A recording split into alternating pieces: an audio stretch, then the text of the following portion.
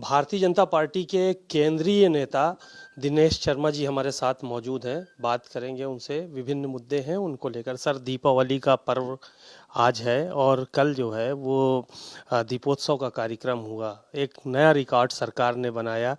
क्या मैसेज है आप लोगों की तरफ से पब्लिक को, और दीपावली के मौके पर क्या कहेंगे? नहीं, देखिए, दीप का जलना ये भी एक भारतीय संस्कृति का बड़ा एक एक जिसको कहते हैं विज्ञान सम्मत ये प्रवृत्ति का भाव है।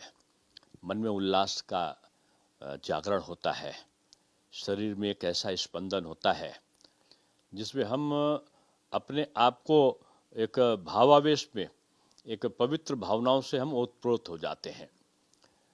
दीपक का जलना एक तरीके से आर्थिक समृद्धि का परिचायक भी बनता है।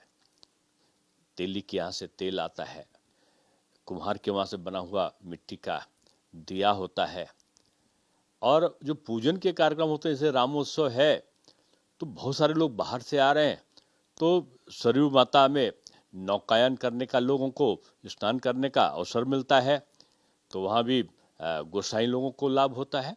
वहाँ पर मल्लाह लोग, केवट लोग जो नाव चलाते हैं, उनको लाभ होता है। और भगवान की स्तुति और पूजन होता है तो फूल बेचने वाले माली का होता है। यानी जो रामचंद्र जी का जो स्वरूप था वो दीपावली उत्सव में दिखता है। जो दलित, पिछड़ा, जो कहते हैं ना लोग, जो ऊपर केवल झूठे पीटिए पीटिए चिल्लाते हैं, तो उन जिनको दीपोत्सव खराब लगता है उनके लिए मैं बोल रहा हूँ कि दीपोत्सव खराब नहीं है, न किसी से उसको सीख लेने की जरूरत है, क्योंकि बहुत सारे धर्मों ने हमसे सीखा है। और बहुत हर धर्म अच्छा है, सभी धर्म का सम्मान है, लेकिन बहुत सी चीजें हमारी सीखने के लिए दुनिया के तमाम पश्चिमी देशों से भी लोग आते हैं यहाँ पर। और ये एक ऐसी अर्थव्यवस्था होती है धार्मिक पर्यटन के माध्यम से, जिसमें हम खर्च दिखाई पड़ता है, लेकिन उसका 3 गुना जो है पैसा आमदनी होता है।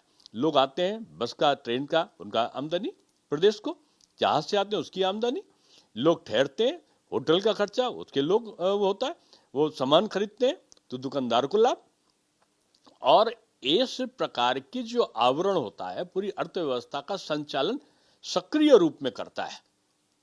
अब कुछ लोग लगता है दीपोत्सव में खर्चा क्यों है? राम जी से नफरत नहीं होनी चाहिए। राम जी का तो जीवन का आदर्श सदाचरण का आदर्श है, सबको एक में करने का आदर्श है। और अब हर धर्म के लोग अपने अपने स्थान से मनाते हैं, और अगर इस चीज को कोई धार्मिक प्रवृत्ति कोई करता है तो किसी को आपत्ति नहीं होनी चाहिए।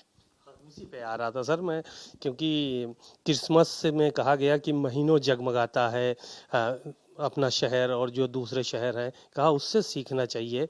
अखिलेश यादव का ये जो बयान आया था, इसकी काफ़ी जो है वो मुखालफत भी हो रही है। मैं किसी के टिप्पणी नहीं करता हूँ, लेकिन मैं उन राजनीतिक दलों से अनुरोध जरूर करूँगा जो हर बार सनातन को चुनौती देते हैं। कभी तृणमूल सनातन को चुनौती दे रही है, तो कभी वो स्टैलिन कह रहा है कि डेंगू, मलेरिया और क्या क्या चीज उनका बेटा इसका आवाज देता है। कभी कोई कहते दीपोत्सव फिजूल खर्ची है। सफाई के महोत्सव के बारे में पक्ष और विपक्ष हो सकता है, लेकिन रामोत्सव के बारे में तो नहीं हो सकता है। रामलीलाएं हमारे कितने समय से हो रही हैं। अब कहेंगे रामलीला में खर्चा क्यों हो रहा है? अरे ये जीवन का आदर्श कैसे बने, राम जी को जानो ना।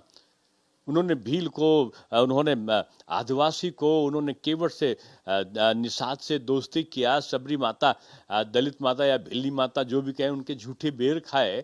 उन्होंने पूरे बानर, भालू, रीछ यानी जीव जंतुओं से, प्राणियों से करके तब असत्य पर सत्य की विजय को प्राप्त किया। इससे बड़ी सोशल इंजीनियरिंग क्या होगी? यही मर्यादा पुरुषोत्तम राम इसीलिए कह रहे हैं सबको मिलाकर चले। और मोदी जी वही कहते हैं ना, सबका साथ, सबका विकास, सबके लिए प्रयास और सबका विश्वास। तो ये दूसरे राजनीतिक दलों में नहीं है। और हो सकता है कि हिंदू जो संस्कृत है उससे लोगों को नफरत हो, नहीं होनी चाहिए, क्योंकि हिंदू तो कहता है ना, प्राणियों में सद्भावना हो, मानव का कल्याण हो, सबके कल्याण की बात जो करता है वही तो हिंदू धर्म है, वही सनातन है। सनातन किसी का विरोधी नहीं है। शायद दुनिया में सब एक ही धर्म है जो किसी का विरोध नहीं करता, सबके कल्याण की बात करता है। और उसके उत्सव को राम के उत्सव को फिजूल खर्ची, मैं समझता हूँ ये शब्द उचित नहीं है और इसे वापस भी लेना चाहिए। आज दीपावली का पर्व है, मर्यादा पुरुषोत्तम राम को प्रणाम करके गलती को मानना चाहिए। एक आखिरी सवाल था कि बिहार में चुनाव हो रहा है, क्या स्थिति है आपकी? और दूसरी चीज, आपके ही एक गठबंधन के सहयोगी हैं ओम प्रकाश राजभर, उनका उनसे बात नहीं बन पाई। वहां पर जो है वो अकेले चुनाव लड़ रहे हैं, कह रहे हैं कि मिसगाइड कर दिया वहां के पदाधिकारियों ने ऊपर ने केंद्रीय नेतृत्व को आप लोगों के, इसलिए गठबंधन नहीं हो पाया। अब देखिए वो एक हम लोग के मजबूत साथी हैं ओम प्रकाश राजभर जी, और उनके बारे में टिप्पणी करने का कोई प्रश्न ही नहीं उठता। और उत्तर प्रदेश में उनका गठबंधन बड़ी मजबूती के साथ चल भी रहा है, बहुत संभावनाएं हैं भविष्य में। तो मैं इतना ही कहूँगा कि उनके साथ दोस्ताना संबंध भारतीय जनता पार्टी के यथावत है। नहीं, बिहार में जो चुनाव है उसकी स्थिति आप कैसे देख रहे हैं? बिहार में 2/3 बहुमत से एनडीए जीतेगा। नीतीश जी का कुशल नेतृत्व और मोदी जी का मार्गदर्शन ये सोने में सुहागा है। अब तो प्रश्न ये है कि अब तक के इतिहास की सबसे कम सीटें आरजेडी और कांग्रेस तो वहाँ वैसे भी समाप्त है, वो दोनों प्राप्त करने जा रहे हैं। और इस बार का जो चुनाव होगा वो पूरे देश को एक संदेश देगा। शुक्रिया बहुत बहुत। आपने डॉक्टर दिनेश शर्मा जी को सुना, वरिष्ठ नेता हैं, भारतीय जनता पार्टी के डिप्टी सीएम भी रहे और तमाम ऊंचे ऊंचे पदों पर आज भी जो है वो मौजूद है।